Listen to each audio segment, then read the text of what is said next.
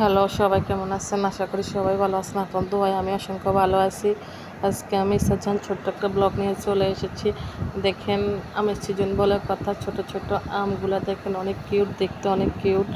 আসলে যে দেখতে পাচ্ছেন আমগুলা অনেক সুন্দর, তাই না? আপনাদের কার কার আমগুলা ভালো লাগতেছে কমেন্টে বলতে কিন্তু অবশ্যই ভুলবেন না। কমেন্টে আমাকে বলে যাবেন। দেখেন আমি কিন্তু আমগুলাকে দেখেন, আমার আমগুলা কিন্তু বেশ একটু বড় সাইজের আছে, একেবারে পিচ্ছি না। সেটা আপনারা দেখতে পাচ্ছেন। আসলে ঢাকা থাকি তো এই আমগুলো তো অবশ্যই পাবো কই। আসলে আমাদের বাসায় কক্সবাজার থেকে মেহমান আসলো, তারা কক্সবাজার থেকে আমগুলো আমার জন্য নিয়ে আসলো, তাদের গাছের আম। দেখেন আমি এভাবে করে আমগুলোকে একটা একটা করে খোসা ছেড়ে নিচ্ছি। আসলে আম দেখলে কার না জিভে পানি আসে বলেন। আসলে আমগুলো দেখার পর আমি কখন যে খাবো এটা নিয়েছিলাম, কখন যে খাবো।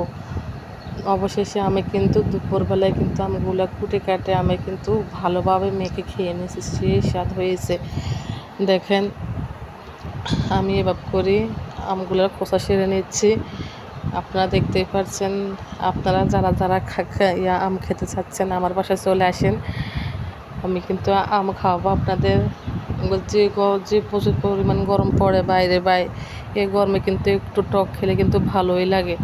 দেখেন আমি আমগুলা কিন্তু কয়েকটা আমি এভাবে খোসা ছেড়ে নিয়েছি। এখন আমি ভালোভাবে আমগুলাকে ধুয়ে নিচ্ছি একটা একটা করে, কারণ আমি তো এখন যে কষটা আছে ওই কষটা আছে, সে কারণে আমি আমগুলাকে ভালোভাবে একটা একটা করে ধুয়ে নিচ্ছি। দেখেন আসলে কিন্তু দেখেন আমার পানিগুলো কিন্তু কিছুক্ষণ পরে গোলা হয়ে যাবে। আমের কষে দেখতে পাচ্ছেন, তাই আমি ভালো করে আমগুলাকে ঢলে ঢলে ভালোভাবে ধুয়ে নিচ্ছি। দেখেন, তো আপনারা যারা যারা আম খাবেন তারা তারা আমার বাসায় অবশ্যই চলে আসবেন, আসতে কিন্তু ভুলবেন না। আর আমার কমেন্টে বলতে কিন্তু কেউ লেট করবেন না, আমাকে সবাই কমেন্ট করবেন। দেখেন আমগুলো কিন্তু পড়ে গেছিলো আমার বেসিনে, তাই আমি আমগুলোকে আবার উঠিয়ে ধুয়ে নেব। দেখেন এই আর কি। তো কার কার জিলপাই পানি চলে আসলো আমার আমগুলো দেখে, তারা আমাকে কমেন্ট করবেন। দেখেন আমার আমগুলো কিন্তু দেখতে একেবারে সুন্দর। তারপর আমি আমগুলোকে এভাবে মাঝখান থেকে 2 ভাগ করে নিলাম, ভিতরেরটা ফেলে দিয়ে। দেখেন তারপর 2 ভাগ করার পরও কিন্তু আমি আমগুলোকে ধুয়ে নিলাম। ধোয়ার পর আমি এইভাবে করে আমগুলোকে কুচি কুচি করে নিলাম। আমি কিন্তু আসলে অত পাতলা করে কাটতে পারি না, তো তাই যাই হয়েছে ওটাই আমার জন্য বেশি। তো আমি আমগুলোকে এভাবে কুচি কুচি করে নিলাম। দেখেন আমি কিছু পরিমাণ মতো লবণ, মরিচ, চিনি, কিছু দুধের গুঁড়ো দিয়ে দিলাম। আমি কিন্তু দুধের গুঁড়ো দিয়ে আম মাখা খেতে অনেক ভালো লাগে, অনেক কিউট লাগে, এবং আমটার কালারও অনেক সুন্দর হয়। দেখেন আমি এখন আমগুলোকে ভালোভাবে মেখে নিচ্ছি। ভাই তখন কিন্তু আমার মুখে একেবারে পানি চলে আসলো, কখন যে খাবো। আমি কিন্তু অলরেডি একটা নিয়ে মুখে দিয়ে দিছি, কারণ আমার আর তর্স হয়েছে না কখন যে খাবো।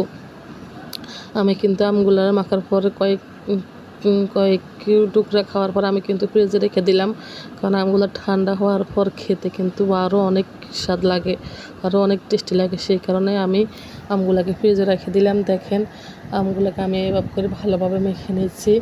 মেখে নেওয়ার সময় দেখেন আমার মোচে গুঁড়ি কোনখান দিয়ে রেখে গেছে, তাই কারণে আমি ঘুরে ফিরে আমগুলোকে ভালোভাবে এভাবে করে মেখে নিচ্ছি। আর দেখতে পাচ্ছেন আমার আমগুলোর কালারটা কিন্তু সেই আসলো, কারণ আমি কিছু দুধের গুঁড়া দিয়ে দিলাম। আর আমি একটু জাল বেশি খাই, তো সেই কারণে আমি একটু মরিচও বেশি দিলাম। আপনারা যারা মরিচ কম খান তারা কম দিলেও সমস্যা নাই। তাই আমি মরিচের গুঁড়াটা একটু বাড়িয়ে দিলাম, কারণ আমি মরিচটা বেশি খাই। দেখেন অলরেডি আমার আমটার কালার সে হলো, তাই না? সবাই কমেন্টে বলে যাবেন কেমন হলো।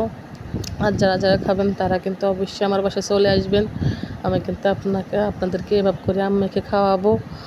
দেখেন, তো সবাই ভালো থাকবেন, সুস্থ থাকবেন। দেখা হচ্ছে আবার নেক্সট ভিডিওতে। আল্লাহ হাফেজ, বাই বাই।